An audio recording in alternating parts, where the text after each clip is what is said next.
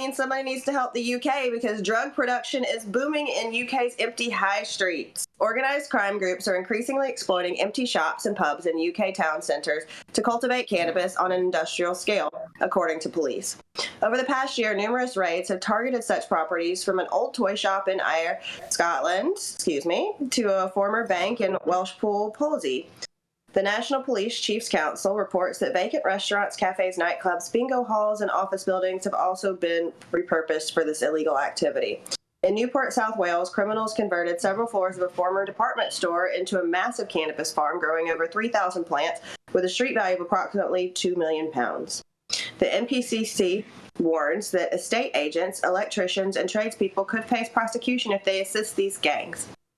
I don't know how you tell a gang no, but all right. Chief Constable Richard Lewis, NPCC's national lead on drugs, highlighted that the decline in high street footfall has provided cover for these illegal operations.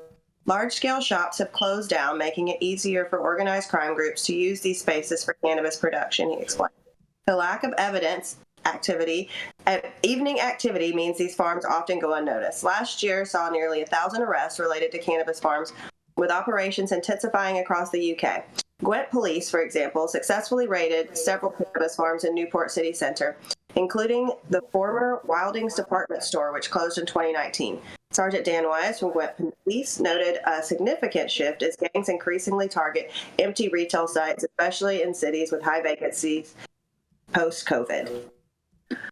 I mean, the trap is alive and well, and what we know about the UK is if you don't allow them access, they will find a way themselves. And I think, this is, I'm not mad at it. I always fight for the bad guy, right? So I think the UK really needs to address their access issue and come out with some actual regulations and give people a pathway to cultivate and to build industry, or they're going to have it built around them and continue to fight it.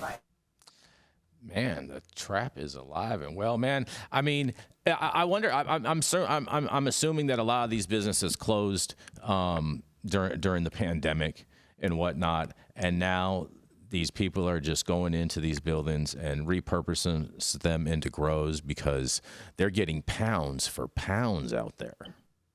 Oh, Jason, you just wanted to say that, buddy.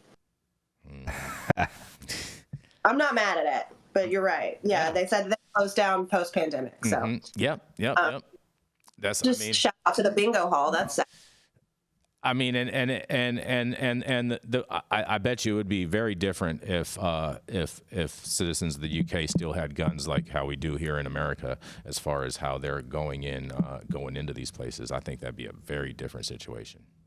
They do have them. I mean, they're not supposed to have them. They do have them. But have you ever seen what happens over there with a fucking machete? Give me the gun. That's the thing is they substitute the gun for knives, and they still have horrible. Yeah. They just have horrible knife violence instead of gun violence. They do. Just shoot me. They do. They do have some crazy knife violence. That is for sure. Without the UK's been kind of going down the tube since they embraced Boris Johnson and his far right agenda. All those guys voting for Brexit because they voted against their own interests. The time my mom lived in Spain with a bunch of UK expats, literally voted for Brexit, then lost their ability to live as residents in Spain and had to sell their houses at a loss and move back to England. And it just goes to show you, like, fear and xenophobia are never going to be a good navigational aid in life here on this planet. Mm-hmm. We'll capture your fear. Capture your fear of failing. They'll capture your fear of the other. Use it to their advantage if you let them. So don't be afraid. Fair enough. Fair enough. Any other thoughts on this, Sean, Yarrow? Yeah, I mean, look, England has a problem. In this article, it says that they're even trying to prosecute the electricians and estate agents, and so they're casting a pretty wide net. I wonder, again, cost. What's the cost of all that? What's the benefit of standing up a regulated program? Their justice system is underwritten by the Crown. Yeah, I mean, it just doesn't make any sense to me. Do we get free speech in the UK? No. I think at this point the Crown is more of just a title more than People are actually being arrested right now. People are being arrested in the UK for Facebook and other internet memes and posts. Mm-hmm. Oh boy. Yep. It's probably what Sean was alluding to.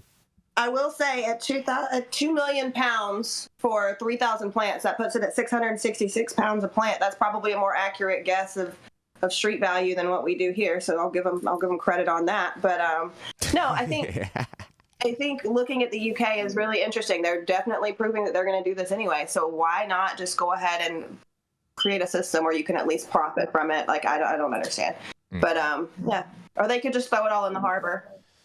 Oh, like the Tea Party, but in the UK with flowers.